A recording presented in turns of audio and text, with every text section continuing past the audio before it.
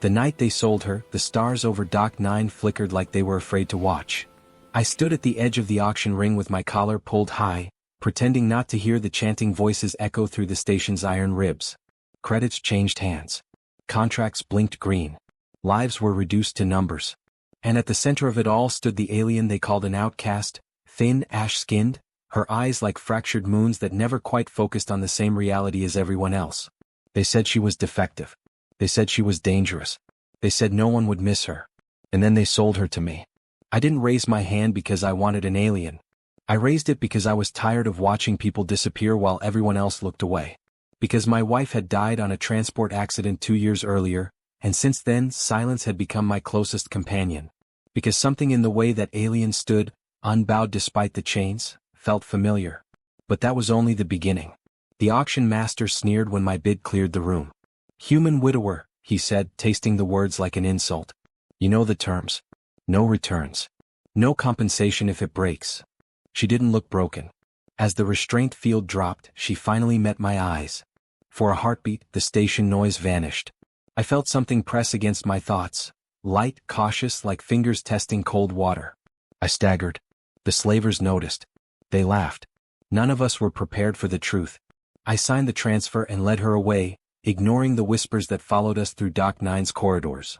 Humans weren't supposed to buy Calrith. Especially not this one.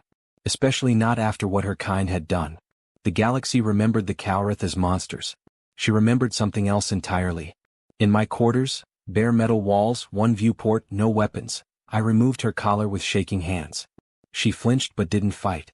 When the lock disengaged, she sagged like gravity had finally claimed her. "Name?" I asked softly. She tilted her head, listening to something I couldn't hear. Then a sound like wind through glass escaped her throat. "Sale." I nodded. "I'm Elias." Her eyes widened. Not in fear. In recognition. What I saw next changed everything. Images flooded my mind without warning. Burning cities.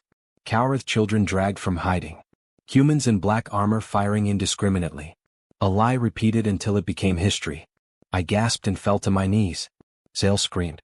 The psychic surge rippled outward, rattling my shelves, dimming the lights. Somewhere deep in the station, alarms wailed, but then they cut out, systems rebooting as if confused by reality itself. When it stopped, Sale collapsed beside me, shaking. "I didn't mean to," she whispered, not in words but in feeling. Regret. Terror. Loneliness so vast it hurt to breathe. She was no outcast. She was a witness.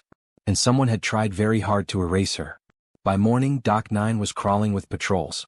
I watched from the viewport as armored envoys sealed the ring, their insignias bearing the mark of the Galactic Council. They moved fast. Too fast. They knew. I hid Sale in the maintenance crawlspace and told her to stay silent. She clutched my sleeve, panic bleeding into me like ice water. "They will unmake me," she said. "They already tried." "Not while I'm breathing," I replied. I didn't know where the courage came from. Maybe from the memory of holding my wife's hand as the medics told me it was already over. Footsteps thundered outside my door. "Elias Ward," a voice boomed. "By order of the council, surrender the Calrith asset." Asset. I opened the door. What followed was not bravery. It was honesty. "She's not an asset," I said. "She's a person. And whatever story you've been selling about her people, it's a lie." The envoy's eyes flicked just for a second. Guilt buried deep. "You don't understand what you're protecting," he said. "That's funny," I replied. "Because she understands everything." Behind me, Sale emerged. The air vibrated. The station's lights dimmed as Sale reached out, not to attack but to share. The truth spilled into every connected mind on Dock 9. The first contact massacre was fabricated. The Calrith had arrived seeking asylum from a collapsing star system. The Council, fearing the cost, had labeled them invaders and wiped them out. Sale had been a child, her mind unusually strong, her memories too clear to bury.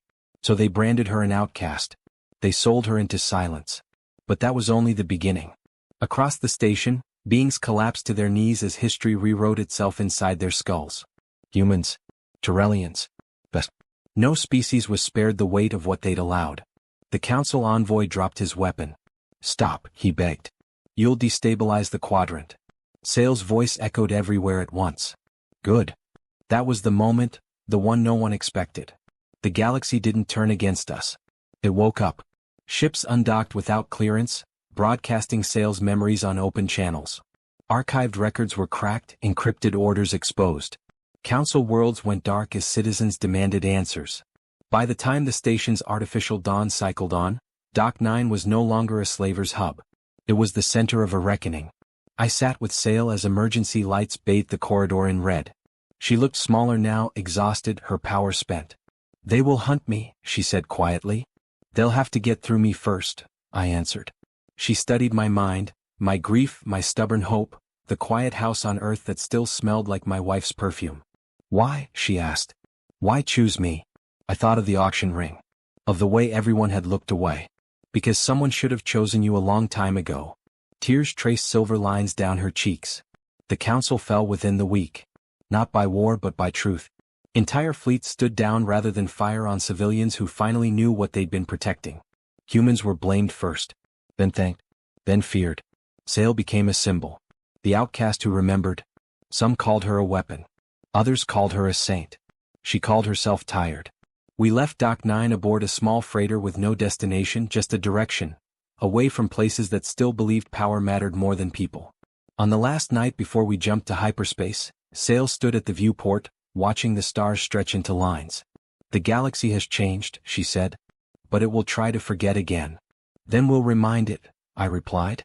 She smiled soft real. In the reflection of the glass I saw us as others might, a human widower and an alien outcast. But I knew better. We were proof that the smallest act of compassion could shatter an empire. And as the engines roared and the stars bent around us, I realized something that made my chest ache with hope. They sold her to me thinking nothing would come of it.